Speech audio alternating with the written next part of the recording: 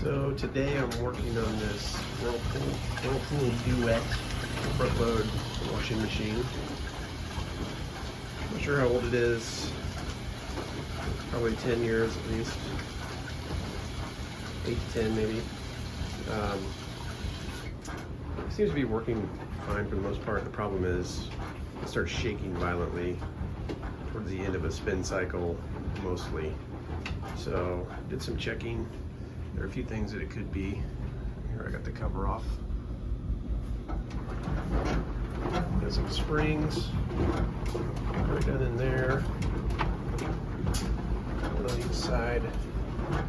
Those could break, come unattached some other way. That's not the case in this for this one. You've also got these weights that are made out of concrete, some form of concrete. They're attached to the tub. I've seen where someone had a problem where one of those was loose and came off, but that's not the case either. There's a spider arm that attaches to the back of the inner tub. So you got the outer tub right here. Inside there's the metal inner tub. And there's a 3-prong spider arm that spans the back of that tub. And those can break off, but I think that's fairly rare and corrode. And I checked the best I could to that. If that's an issue, usually you can grab the tub. You can see the metal. Maybe you can, I don't know. The metal tub, if you grab that and it's got a lot of play in it, then your spider arm might be broken, but didn't have any problems like that, no play. So I think we're good on the spider arm. And then another obvious issue would be shocks. This one has 4 different shock absorbers. 2 front, 2 back. So I think that's what the problem is. So it should be a fairly quick, easy fix, I hope. I ordered a couple off of, or I ordered a set of 4 off of Amazon just yesterday, and they're supposed to be here today, which always amazes me. They've got next day or even same day delivery these days. But we should be here this afternoon, so hopefully we'll get those on and get this thing fixed up. Right now you can't really tell what it's doing. It's in the rinse cycle at the moment. When it switches to spin cycle, you can hear this thing shaking in the whole house. It sounds like it's going to blow up. So it's been doing it for a little while. I just finally took the time to look into it because, like I said, I mean, it works as it's supposed to. Clothes get washed, no other problems. It is annoying to hear it shaking around a little bit, and probably obviously not good for all the other components in there. Something else would probably break eventually if we just let it go. So better to get those swapped out sooner than later. So I'll be doing that later, and we'll see how it goes afterwards. Also try to get some footage here a little bit when this thing starts really shaking to show you how bad it is. So here it is in action. Shaking pretty good.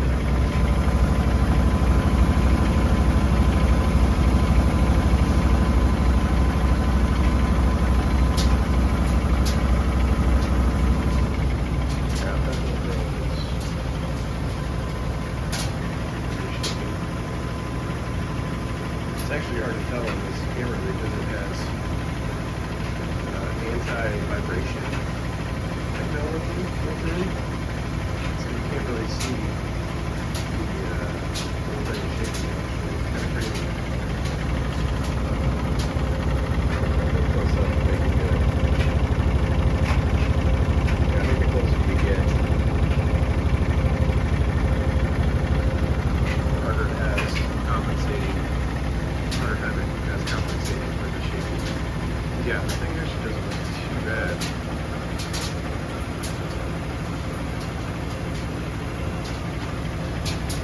You can definitely tell up here. It's pretty good.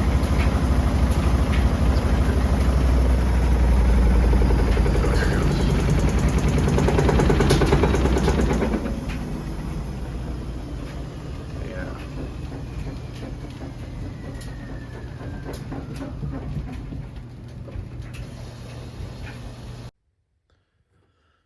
right, so I ordered some replacement shocks off of Amazon, and here they are.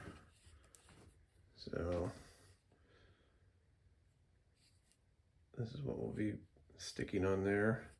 Now, getting those old ones off, I took one off the other day just to test, and it's got these little tabs right there. You kind of got to push down and twist. And the way those are situated in there, these two in the front shouldn't be too bad. It's still kind of a pain because you got to get like on the back side of that latch.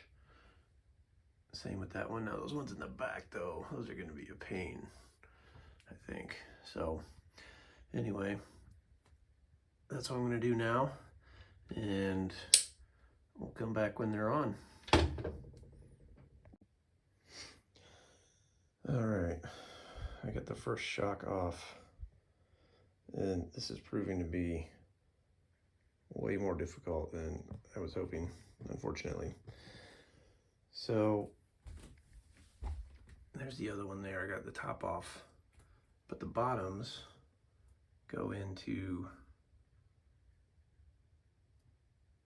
that slot there. And as you can see, there's no way to get to it really, because what you have to do, there's these little tabs right here on the edges, and when that twists, those lock into those little slots on the side.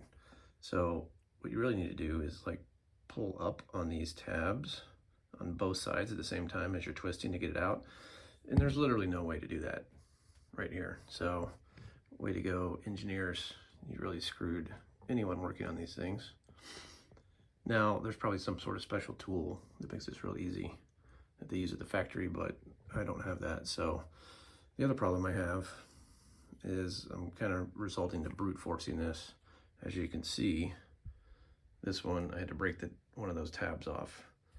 So I'm hoping these are the same clips on both ends. I think they are, because for some reason on these replacement shocks, I only got a clip on one end.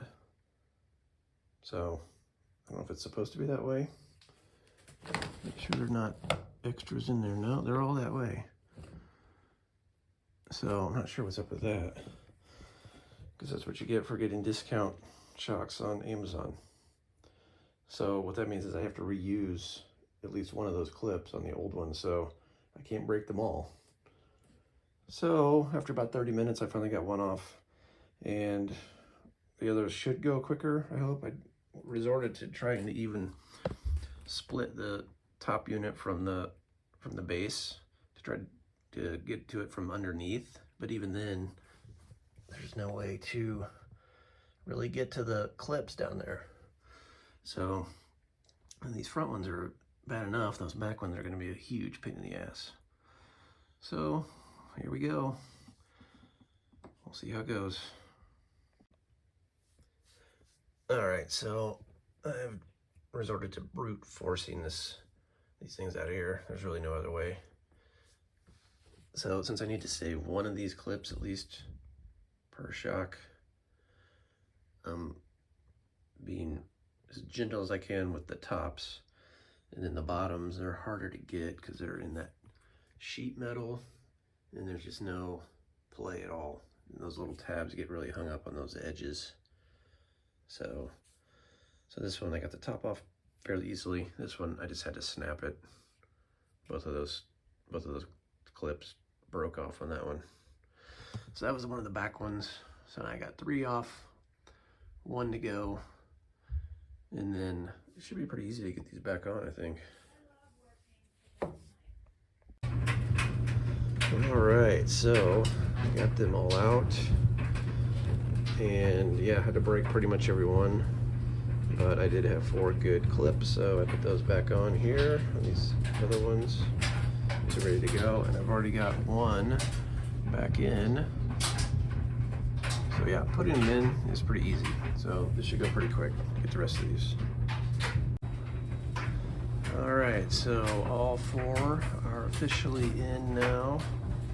Yeah, putting them in was super easy, like literally 1 minute to actually get them back in. So hopefully those clips stay. Keep an eye on it a little bit. And one other thing too, I did unplug the power before I started messing with this, because once you start reaching back there around all the electrical, you never know. So it's good to unplug when you're doing any of this stuff. So I'm gonna plug it back in.